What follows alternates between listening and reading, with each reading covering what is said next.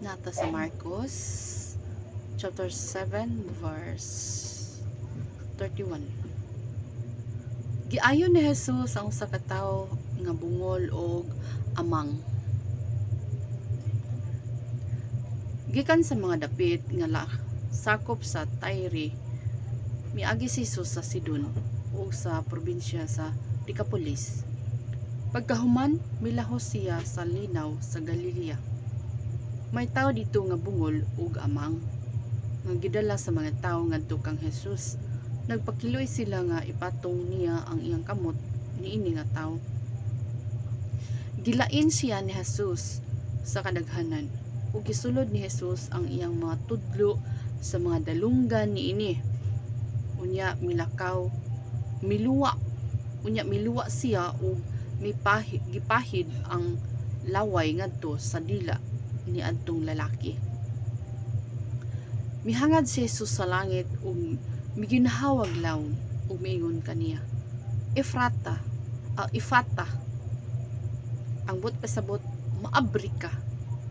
Human ni adto makadungog na siya ug klaro na ang iyang pagsulti.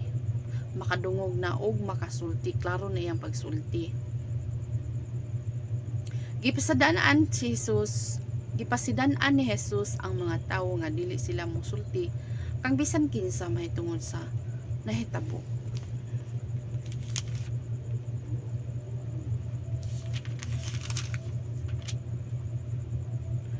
Bisan og gididaan sila, misamot pa hinuon ang ilang pagpanugilon sa hitabo ngadto sa mga tawo.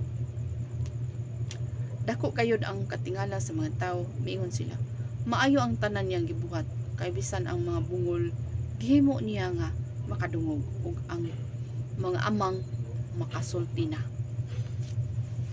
So, unsa jud kagamhanan ang Ginoo? Kay ang bungol siya amang siya makasulti na ug makadungog. Inaana kagamhanan ang atong Ginoo. Ug maingon sab nga ri kanato sa atong kinabuhi, bisan og nakadungog ta ug bisan og makasulti ta kanang dili bitaw tamang unya dili sa tabungol.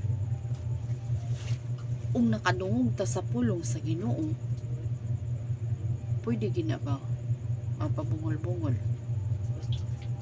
O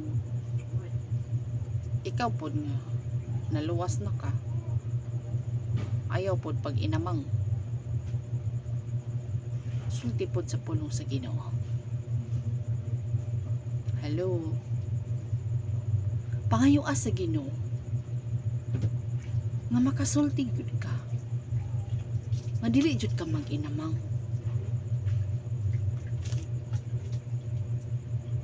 Hello. Ug ang pulong sa Dios ayaw bungol-bungoli. Madayon na niya kagkabungol. Hello.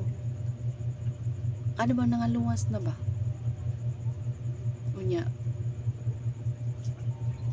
Mapabungol-bungol lang. Unya. Bisan dili amang. Mapaamang-amang lang. Ayaw hulata, madayunan kag kaamang. Ayaw hulata, madayunan kag kabungol. Basta ang pulong sa Ginoo imong nadunggan, tuuhi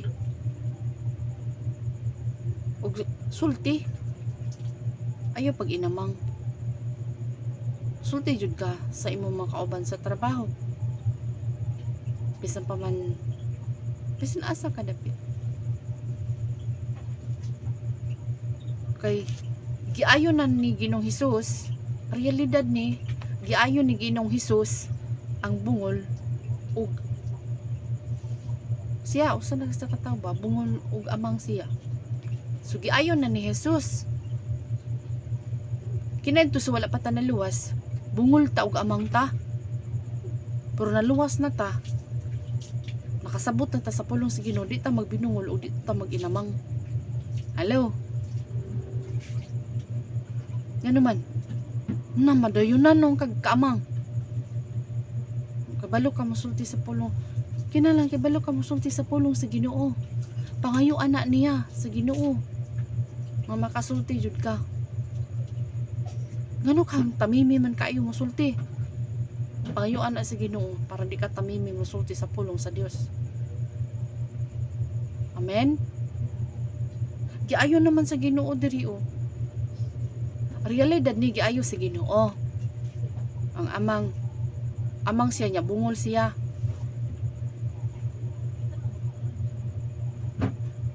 Yo sa espirituhanon nga bahin kita pod nga naluwas na. Di ta magbinungol o di po ta maginamang. Unsay ato nadungog sa pulong sa Ginoo, ato lang ipasikad sa pulong sa Dios atong nadungog. Di ta magpabungol-bungol kay di man na mulihok. Basta magpabungol-bungol, di man na mulihok. Basta magpabungol-bungol nya di pod maginamang kay mitigaan man kag kuan sa Ginoo. Dila sa Ginoo mamusulti nya lagi ngano lagi ang walay kapuslanan nga isulti, makasulti lagi ka. Hello, nya ang pulong sa Ginoo importante gina sa kaluwasan sa tao. Hindi lagi kasulti niya. Unsa man di na? Pangayo sa Ginoo aduna kay kaisog mamusulti. Amen. Pangayo sa Ginoo.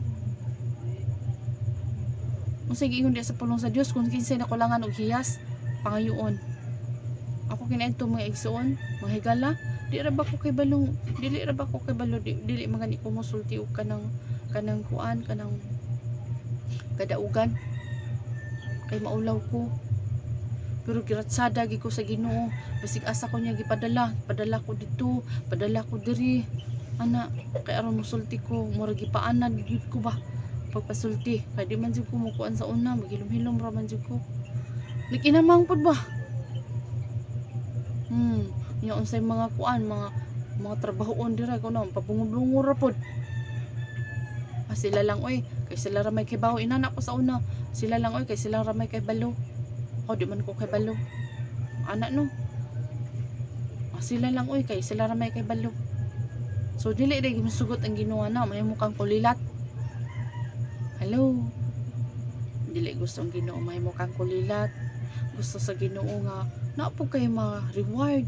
Nasa kay mahatag siya nga reward nimo ba? Ang Ginoo malipay sa imong kinabuhi. Amen. So, ani ni challenge ha. Ayo pagsugot nga mahimo kang maamang ka. Hindi ka makasulti sa bahin sa kaluwasan sa tao.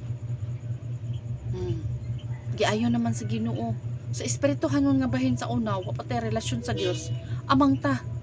Pero karon giayo naman ta sa Ginoo sa espirituhanon nga bahin, dili na ta amang o bungol. Dili ta mapabungol-bungol. Resulta ba kaining kakuan ka na ng pukawon bitaw nga nagmata? Pukaw nimo nagmata, pabungol-bungol na ba? Sige ana ano, kasagaran.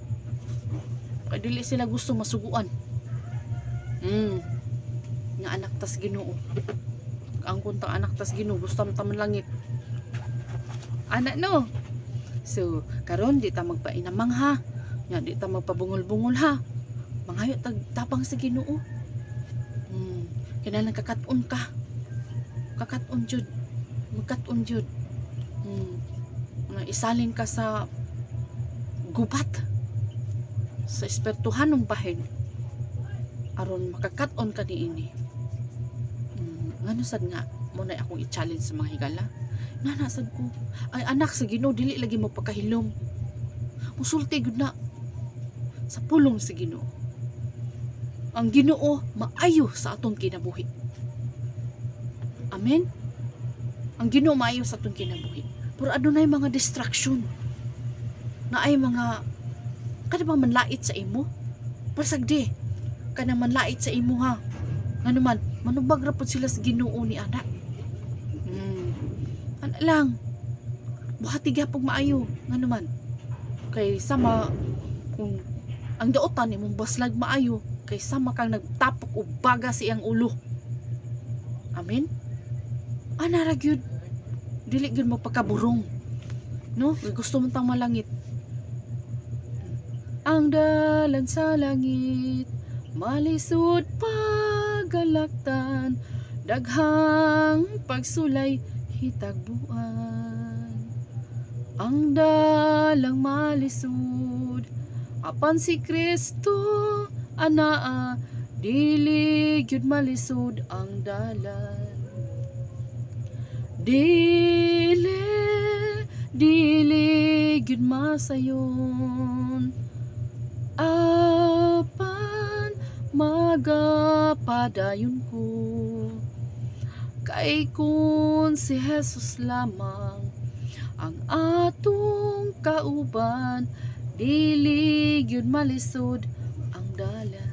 So inaana no, ana lang, mura lang wala, pero sa kabilang buhay, ana na to see the scattered sa future sa atong kalag. Ana gyud, ayaw pag inamang, ayaw pag bungol-bungol. Kay giayo naman ta sa Ginoo sa espirituhanon nga bahin. Dili man ta amang sa realidad, dili man ta bungol sa realidad, apan ang atong mga buhat sa matag bungol o amang. Pero diha na nga kita na anay relasyon sa Dios, di na ta magbinungol, o dili na ta tamang inamang, musulti ta sa pulong sa Ginoo. Ana lang. God bless.